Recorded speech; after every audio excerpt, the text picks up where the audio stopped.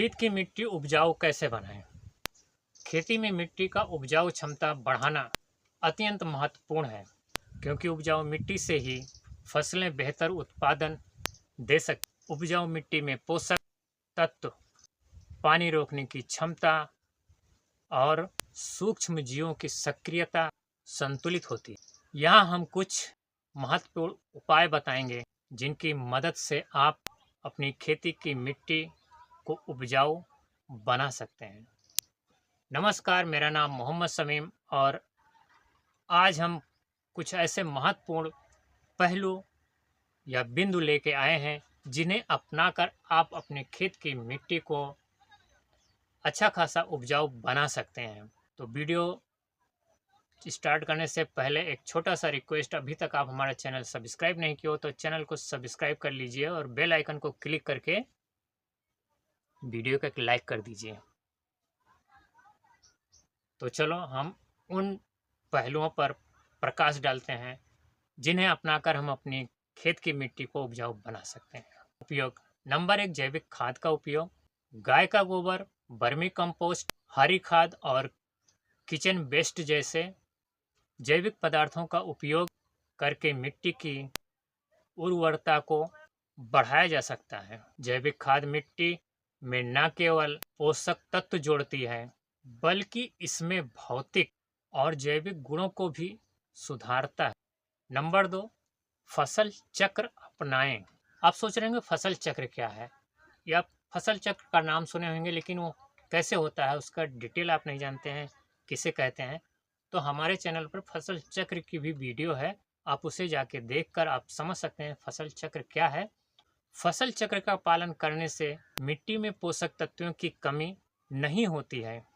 उदाहरण के लिए दालों की फसल के बाद अनाज उगाएं, क्योंकि दालों की फसल मिट्टी में नाइट्रोजन बढ़ाती है। नंबर 3, हरी खाद, ग्रीन मैन्योरिंग। हरी खाद के लिए सनई, ढैंचा और लोबिया जैसे फसलें बोई जाती हैं। इन फसलों को जमीन में दबा दिया जाता है, जिनसे मिट्टी में जैविक पदार्थ और नाइट्रोजन की मात्रा बढ़ जाती है। नंबर 4, सिंचाई प्रबंधन। अत्यधिक पानी देने से मिट्टी में पोषक तत्व बह सकते हैं।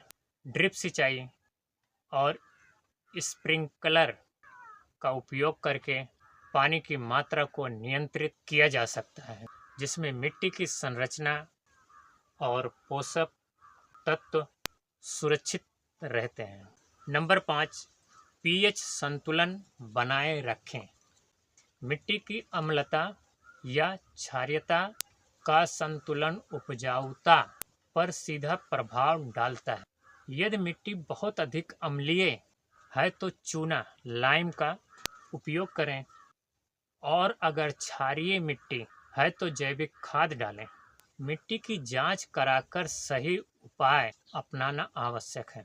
नंबर 6, जैविक और सूक्ष्मजीव आधारित खाद। मिट्टी में सूक्ष्म जीवों की संख्या बढ़ाने के लिए जैव उर्वरकों का उपयोग करें। राइजोबियम, एजोटोबैक्टर और पीएसबी जैसे जैव उर्वरक नाइट्रोजन और फास्फेट जैसे पोषक तत्वों को बढ़ाने में मदद करते हैं। नंबर 7, मल्चिंग का उपयोग। मल्चिंग से मिट्टी में नमी बनी रहती है और खरपतवार नहीं उगते। इसके लिए खेत में सूखी घास, पुआल या प्लास्टिक शीट का उपयोग किया जा सकता है। नंबर 8, खरपतवार नियंत्रण। खरपतवार मिट्टी में पोषक तत्व चूस लेते हैं, इसलिए इनकी समय पर सफाई करना आवश्यक है। जैविक तरीकों से खरपतवार नियंत्रण करें। नंबर 9, गहरी जुताई और मिट्टी की संरचना सुधार। गहरी जुताई से मिट्टी में ऑक्सीजन की मात्रा बढ़ती है और जलाधारण क्षमता में सुधार होती है। इसके साथ ही मिट्टी को नर्म और भुरभुरी बनाना आवश्यक है। नंबर 10, मिट्टी की नियमित जांच। मिट्टी की गुणवत्ता को बनाए रखने के लिए समय समय पर उसकी जांच करवाएं। इसमें आप जान पाएंगे कि कौन से पोषक तत्वों की कमी है और उन्हें कैसे पूरा किया जा सकता है। तो आज की वीडियो में इतना ही।